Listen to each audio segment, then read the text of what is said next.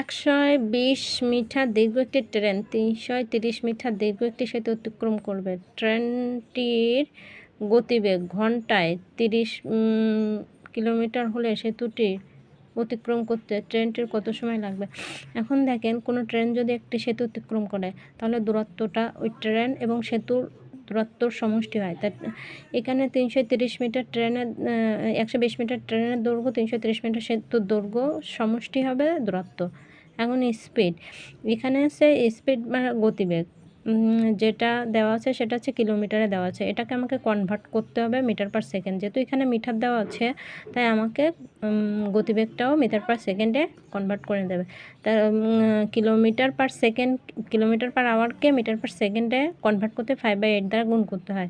এখন আমরা একটা সূত্র জানি, ডিস্টেন্স ইকুয়াল টু কি, স্পিড গুণ টাইম, দূরত্ব ইকুয়াল টু বেগ গুণ সময়। এখন এখান থেকে এই যে দূরত্ব পাওয়া আছে এবং স্পিডও দেওয়া আছে, তাহলে আমাকে সহজে টাইম বের করা যাবে। এখন এখান থেকে কনভার্ট করে কাটাকাটি করে আমরা যেটা পাইছি সেটা হচ্ছে টাইম। অ্যান্সার খুব সহজে এখান থেকে বের করা যাবে। 120 মিটার দীর্ঘ একটি ট্রেন 330 মিটার দীর্ঘ একটি সেতু অতিক্রম করবে। ট্রেনটির গতিবেগ ঘন্টায় 30 কিলোমিটার হলে সেতুটি অতিক্রম করতে ট্রেনটির কত সময় লাগবে? এখন দেখেন, কোনো ট্রেন যদি একটি সেতু অতিক্রম করে তাহলে দূরত্বটা ওই ট্রেন এবং সেতুর দূরত্বর সমষ্টি হয়। তা এখানে 330 মিটার ট্রেনের 120 মিটার ট্রেনের দৈর্ঘ্য, 330 মিটার সেতুর দৈর্ঘ্য সমষ্টি হবে দূরত্ব।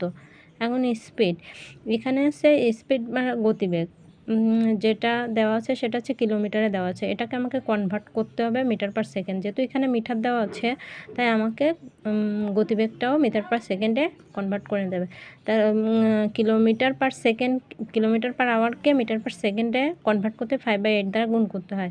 এখন আমরা একটা সূত্র জানি, ডিস্টেন্স ইকুয়াল টু কি, স্পিড গুণ টাইম, দূরত্ব ইকুয়াল টু বেগ গুণ সময়। এখন এখান থেকে এই যে দূরত্ব পাওয়া আছে এবং স্পিডও দেওয়া আছে, তাহলে আমাকে সহজে টাইম বের করা যাবে। এখন এখান থেকে কনভার্ট করে কাটাকাটি করে আমরা যেটা পাইছি সেটা হচ্ছে টাইম। অ্যান্সার খুব সহজে এখান থেকে বের করা যাবে।